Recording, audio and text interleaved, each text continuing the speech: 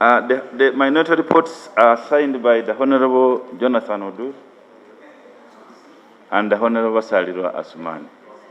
Thank you, Jana. Thank you.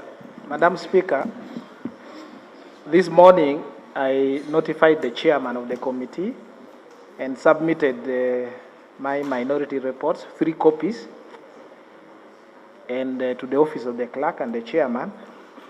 They were supposed to return to me 1 copy, which they have not, but since I suspected sinister motives, I kept 1 copy in my court that I will now proceed to read.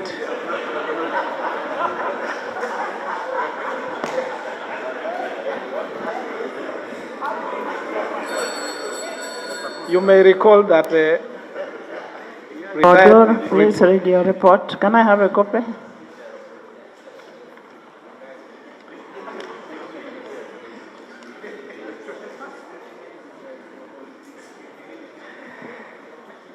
Right Honorable Speaker, this minority report is presented pursuant to Rule 215 of the Rules of Procedure of this Parliament. It descends from the majority report of the Committee on Legal and Parliamentary Affairs on the Political Parties and Organizations Amendment Bill 2025, by the Honorable Nakut Faith Loru, District Woman Representative of Napak District, and seconded by Honorable Mutembuli Yusuf of Bunyole East and the Honorable Afidra Ronald Olema of Tororo County. Dissent.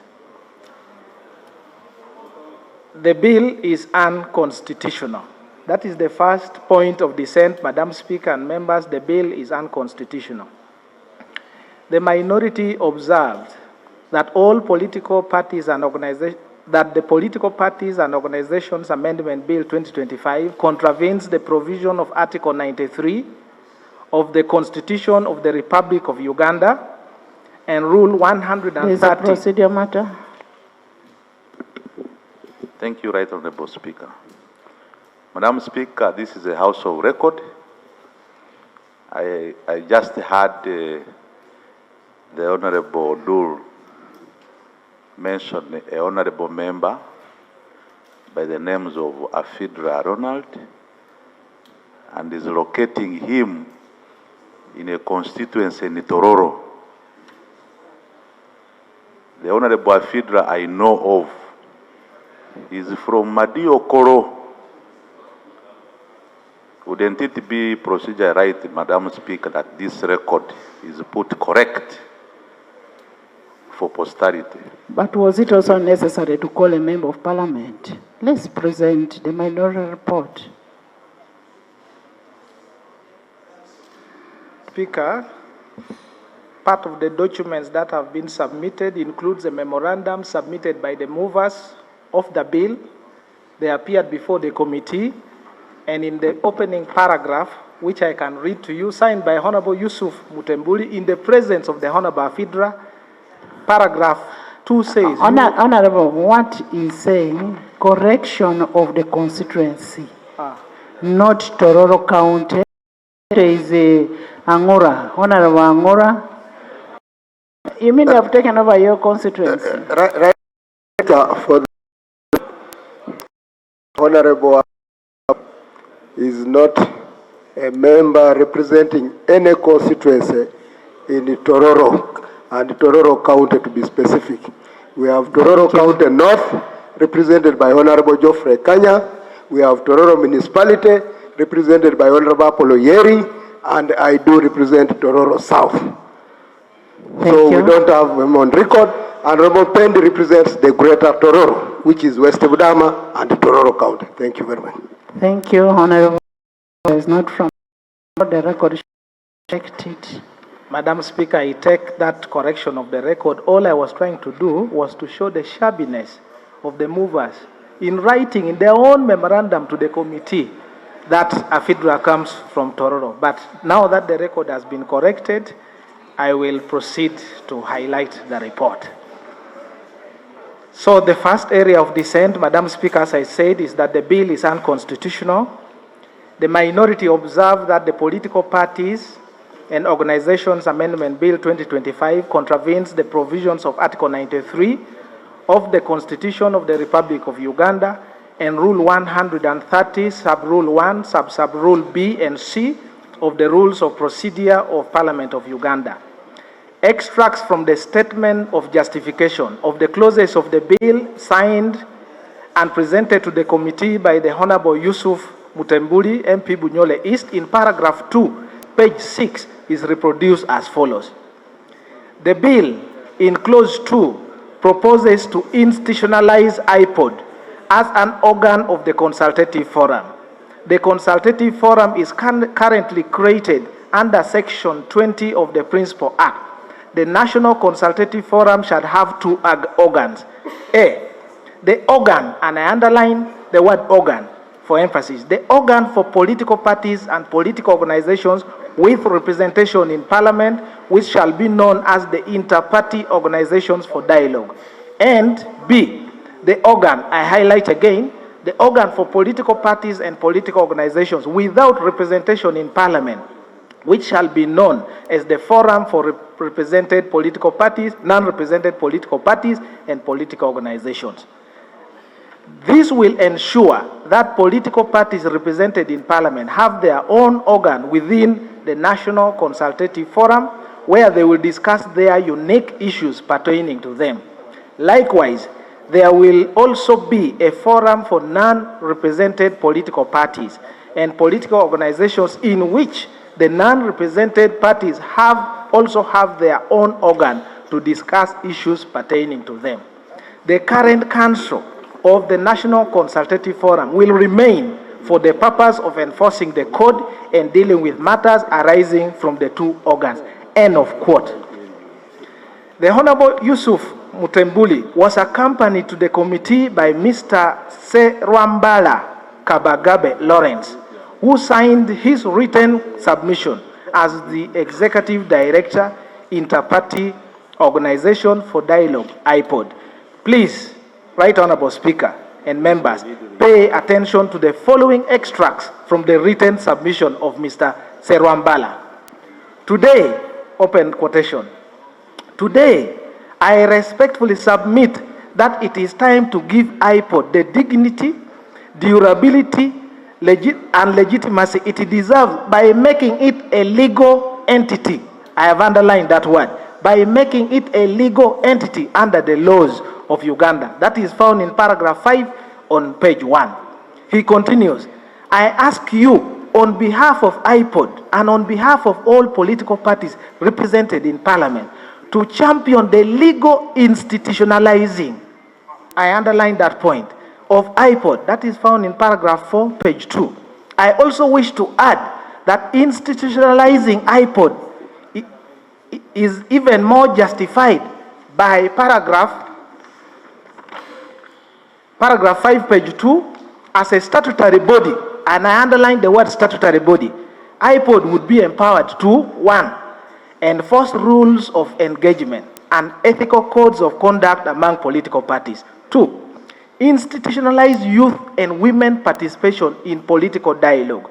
3, mandate the regular review of reforms, including those on electoral laws, political finance, and civic education. He continues, such a statutory recognition would also offer structured pathway of emerging political actors to engage with mainstream governance mechanisms, thereby expanding Uganda's democratic base. That is in paragraph 2 on page 4 of Mr. Serwambala's presentation. As a statutory IPOD would be better positioned to, 1, monitor, and members, please pay attention, monitor, evaluate, and report on implementation of agreed up reforms. Interface formally with the Electoral Commission, Parliament, and the Executive to track progress. Mobilize technical and financial resources with greater autonomy and transparency. Currently, IPOD's operations are donor-funded and dependent on the voluntary participation of political parties. He continues, institutionalizing IPOD will provide it with the legal identity, define government structure, and budgetary allocations from the National Treasury. I will repeat. Provide it with the legal identity, define governance structure, and budgetary allocation from the National Treasury. Two, provide continuity in leadership, programming, and stakeholder engagement. They continue. A statutory foundation would help IPO transition from a project-based entity to nationally owned and constitutionally anchored institution. That is found in paragraph 2 on page 5. Let IPOD not just be an initiative, but an institution. This is in the concluding paragraph on page 6. End of quotation. It is clear from the written submissions of the movers of the bill and their one-man ally, Mr. Serwambala, that the bill imposes a charge on the consolidated fund. Parliament is stopped from proceeding on any bill or a motion for that bill that imposes a statutory charge on the consolidated fund. This is in Article 93 of the Constitution and Rule 130, Sub-Rule 1 and 2 of the Rules of Procedure. This is the finding of the minority. The minority finds that the Political Parties and Organizations Amendment Bill 2025, privately moved by the Honorable Nakut Faith Loru, Honorable Mutembuli Yusuf, and Honorable Afidra Ronald Olema, violates Article 93 of the Constitution of the Republic of Uganda, and therefore it is unconstitutional. The other dissent is overthrow of the legal mandates of the other institutions. The minority observed that the Private Members Bill, the Political Parties and Organizations Amendment Bill 2025, intends to overthrow the legal mandates of various institutions conferred by the Constitution and Acts of Parliament. A patient analysis of by the minority observed that Parliament, this institution, Electoral Commission, National Youth Council, National Women's Council, amongst others, will be relegated to be subordinate to IPOD. The mandate to carry out legal reforms is an exclusive preserve of Parliament, provided under Article 79. Nobody can make a law to reform issues of elections except this Parliament. Two, the mandate to enforce rules of engagement and conduct amongst political parties is the preserve of the Electoral Commission by law. The mandate to institutionalize women and youth in political spaces is a preserve of the women and National Youth Councils. The recent policy of the NRM government, as told to us here in this Parliament by the Ministry of Public Service, is that MDAs are being rationalized for efficiency and effectiveness by eliminating duplication and wastefulness. This is my finding. The minority finds that the bill interferes with both the constitutional and statutory mandates of Parliament, Cabinet, Electoral Commission, National Youth Council, National Women's Council, and potentially amends by infection several acts of Parliament, which will likely plunge government into conflicts and confusion. It is further found that provisions of the bill appear to contradict the government policy of rationalization, specifically on halting the creations of new bodies, organs, councils, secretariats, etc. The third dissent is on lack of public participation and consultation with political parties. The minority observed that the movers of the Political Parties and Organizations Amendment Bill 2025 did not consult the political parties represented in Parliament and those outside. In fact, the motion seeking leave of Parliament to move a private member's bill was sought and granted to the movers of the bill on the 13th May 2025 around 5 p.m.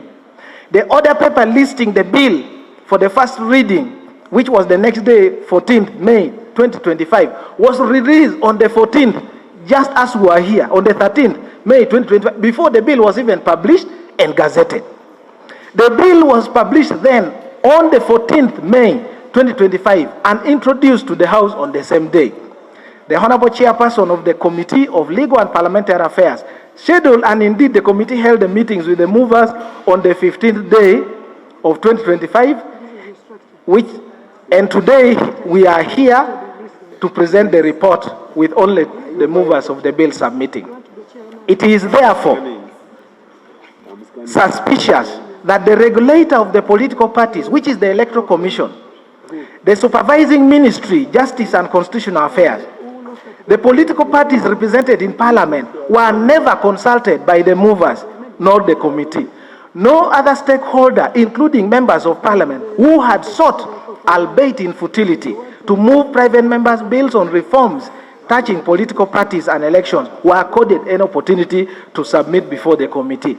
The House may recall the vehement submission by the esteemed founding former first son of Uganda, the Honorable Jimmy James Michael Akena Obote, MP Lira City East and party president of the two-time party in government.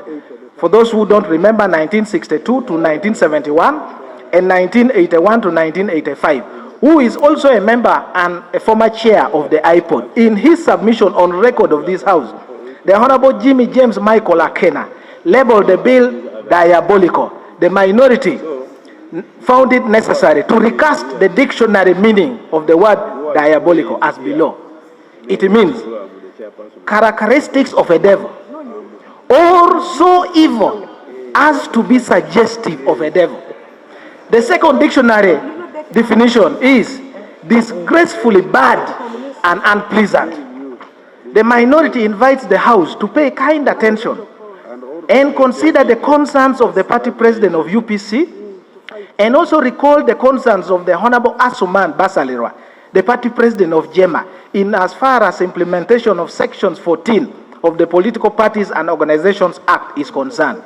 There is no doubt in my mind that the leaders of the political parties in IPOD, who are not members of this House, I have listed them: the Honorable Chagulanyi Robert Sentamo of the official opposition party, NUP, the Honorable Amuriat Patrick Oboy of FDC, One Uganda, One People, the Honorable Norbert Mao of DP, Truth and Justice, and Mr. Magara George William of the PPP, if given the opportunity, would equally have opposed this bill, which has been moved without their views.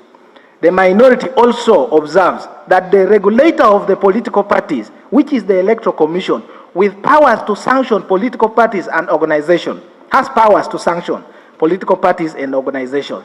The sanctions available to the Electoral Commission include deregistration, which is an equivalent to a death sentence to a political party and organization.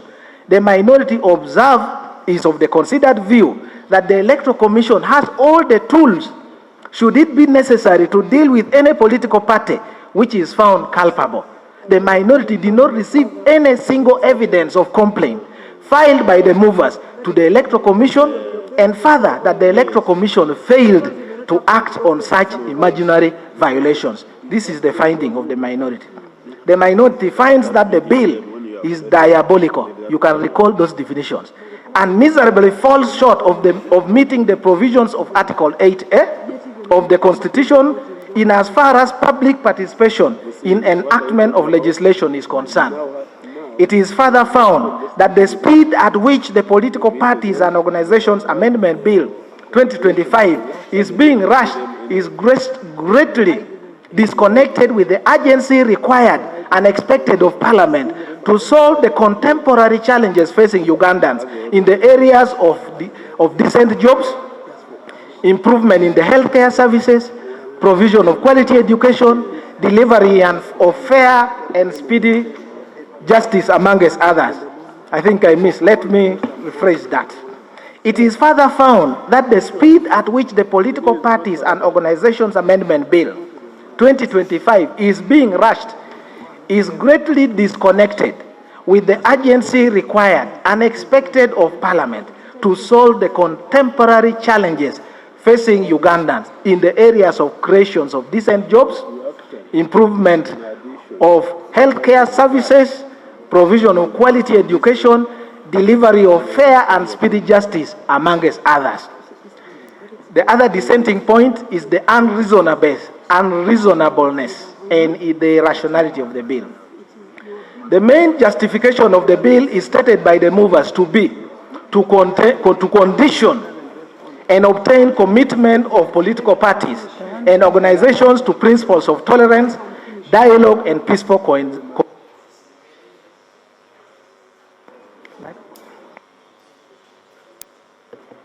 Thank you, Madam Speaker. The main justification of the bill is stated by the movers to be to condition or obtain commitment of political parties and organizations to principles of tolerance, dialogue, and peaceful coexistence. The justification is shallow, unreasonable, irrational. At registration, all political parties carefully choose their own principles embedded in their constitutions which guide them, and these are registered with the Electoral Commission. In the absence of the express provisions in the constitution of political parties, the recourse is to the national objectives and direct principles of state policies and Articles 29 and 69 to 76 of the Constitution of the Republic of Uganda. Finding, the minority finds that the Political Parties and Organizations Amendment Bill 2025 is frivolous, vexatious, unjustified, unreasonable, irrational, and irrationally falls shortly acute of the constitutional parameters set out in the national objectives and direct principles of the state policy. Conclusion, the minority having found the following: 1, that the provisions of the bill have the effect of imposing a charge on the consolidated fund contrary to Article 93 of the Constitution of the Republic of Uganda. 2, that the bill interferes with both constitutional and statutory mandates of Parliament, Cabinet, Electoral Commission, National Youth Council, National Women Council, and potential amends by infection several acts of Parliament. 3, that the bill contradicts the government policy of rationalization on creation of new expenditure centers, such as the 2 organs proposed in this bill. 4, that the bill is diabolical and miserably falls short of meeting the provisions of Article 8A of the Constitution as far as participation in enactment of legislation. 5, the Political Parties and Organizations Amendment Bill is frivolous, vexatious, unjustified, unreasonable, and irrational. Now, therefore, it is recommended to Parliament as follows: that no question be proposed upon the Political Parties and Organizations Bill. 2, motions seeking leave to introduce private members' bills should be subjected to rigorous scrutiny by way of extensive debates on the justification for the peculiar circumstances to warrant the grant of leave. If I may add, government must first fail reasonably to provide a bill to have a justification for private membership. B, the Minister of Finance, Planning and Economic Development be cautioned. The Minister of Finance, Planning and Economic Development be cautioned to execute the mandate of the ministry diligently and avoid late-night escapades of issuance of defective certificates of financial implication. Parliament avoids entangling and entertaining motions and bills arising out of petty quarrels and disagreements between individuals and institutions. Lastly, that the Business Committee of Parliament should convene on more regular basis to conduct business as provided in the rules of procedure. Madam Speaker, before I conclude, when a point of law or a point of procedure is raised in this House, it is my humble prayer that you make a ruling substantially. It cannot, a point of law or a preliminary objection cannot be put to vote. That preserve is entirely for the presiding officer. The ruling must be on the record. You cannot say because the points of law are raised. This is provided in our rules, and I request that where I have raised a point of law touching the Constitution, touching our rules, before you give a formal ruling. It is now hereby reported by this person who signed the minority report. Thank you very much. Thank you, Honorable Odur. The other minority? In the absence of the minority report, Attorney General, we need a response to the issues that are raised, since the government is the one that gave a certificate. Thank you, Right Honourable Speaker. Right Honourable Speaker and honourable colleagues, I have had the opportunity to read the certificate that was issued by the Ministry of Finance. The plain reading of the same is saying that while there are expenses expected to be used, the money is already in the budget. So what I understood from that there was no imposition. Government had already provided money